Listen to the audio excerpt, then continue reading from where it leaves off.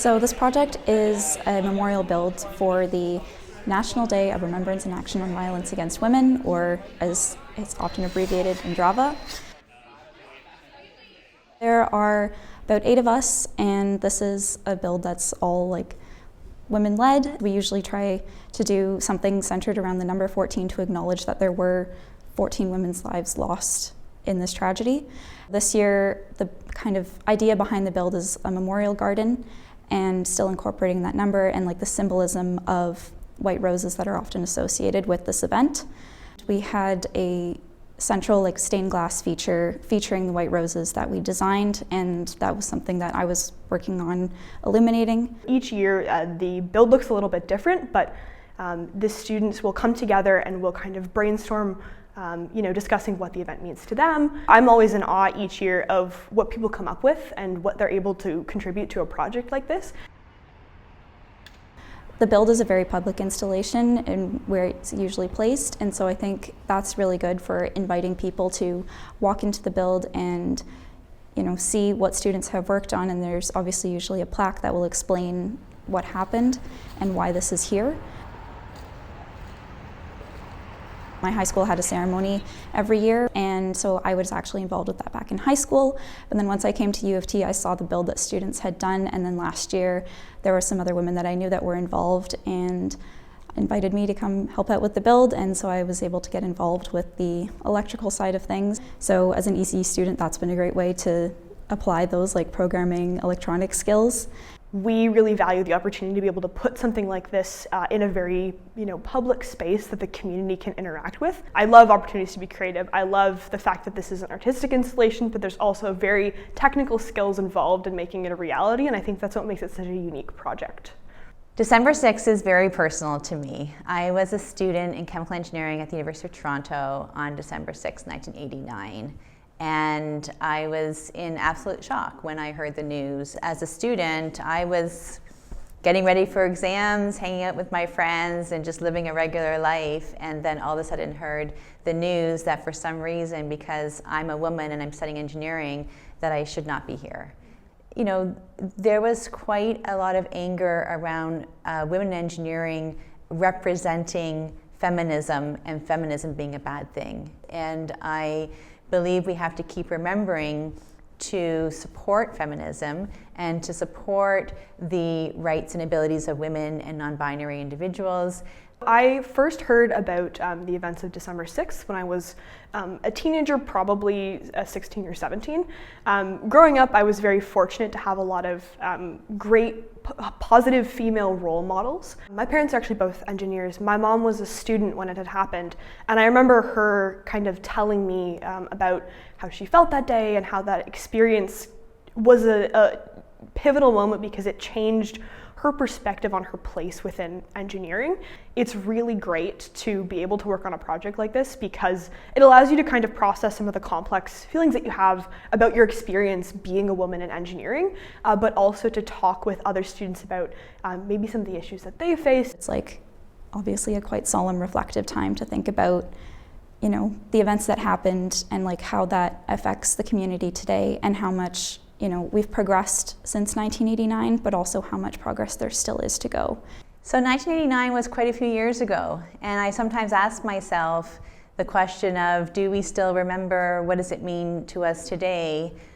I really do truly believe that it is important to have 50% women in engineering, because when you are only a few in a room, in many cases, we won't fully participate because there are some intrinsic feelings and self-doubt and maybe just structural environment that will hold people back. Women made great progress in engineering up until the mid-2000s.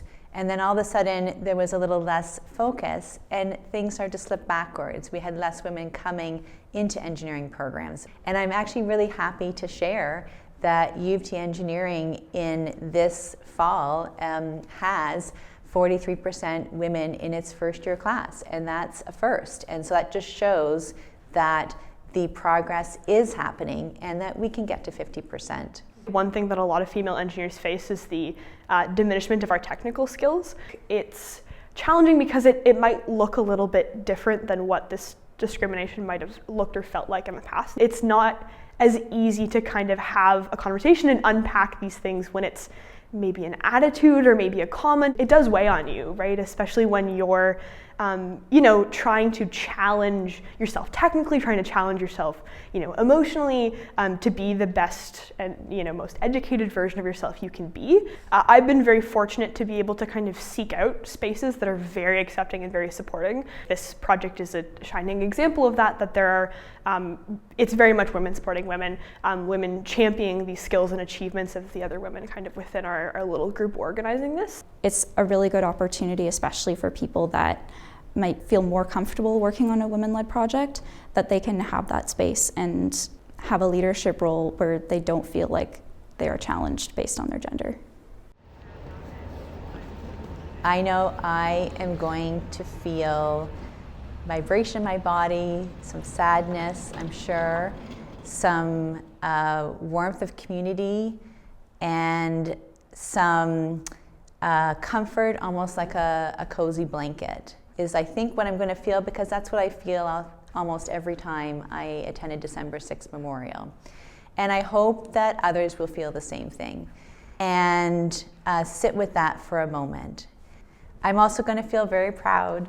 I'm very proud of my experience as a U of T engineering student. It was very positive, and I'm so proud of the 8 student women leaders who are building this memorial for this year, and all the people who have participated as well. It's great to take a step back and reflect and kind of celebrate the work that has been done by so many amazing female engineers to bring us where we are today, but I don't think we can stop here. I think it's very important that students continue to stand up for themselves, stand up for what they believe in, and contribute to projects like this that are meaningful for the engineering community as a way to continue that conversation, and hopefully for future female engineers the experience becomes more positive and more supportive.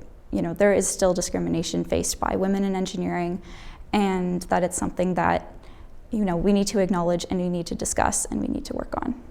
Women aren't the only gender minority in engineering. There are obviously a lot of non-binary students, trans students who find this day very meaningful. When you're a gender minority in engineering, it's so important to find those communities and find those people that you click with and that will support you. And I think getting involved with builds like this is a great way to find that community within engineering and feel welcome. I think community is everything. Ensuring that every student at least has one connection into community at U of T Engineering, I think that's so important. I don't want to see anyone isolated and alone. And that is just going to make each of our experiences so much better, because we will feel that we're part of something else, people notice us, people care about us, we're valued. And once we feel that, we can do anything. This memorial garden was created to be a safe space for the community to feel grief, fear, and anger on and around December 6th. We ask you to reflect on the history of Ecole Polytechnique tragedy and its impact on the engineering community, as well as the continual need for change. As female engineering students, we want you to know that you are not alone in feeling othered, frustrated, or exhausted. We cannot change the events of December 6th, 1989, or the response of the engineering community thus far, but we can change how we act moving forward. Sexism and misogyny uphold a culture of violence.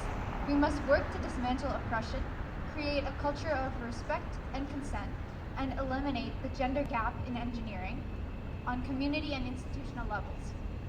Support women, support gender diverse people, and listen to those around you who voice their concerns. Stand up against discrimination wherever it persists, and we can continue to move forward. Ultimately, we hope our memorial garden helps you understand and reflect. This build demonstrates the efforts we can take as a community and the role of allyship to uplift women. To create change, we must uplift and amplify the voices of women and gender diverse individuals, focusing our efforts to create equitable spaces for everyone who faces gender-based discrimination. The change needed, institutional and societal change, can only happen when we work as a community, where the actions taken come through individual efforts. We urge you to seek resources and to learn actions you can take to support women continuously seeking to grow. Our strength lies in community. Thank you all for joining us today.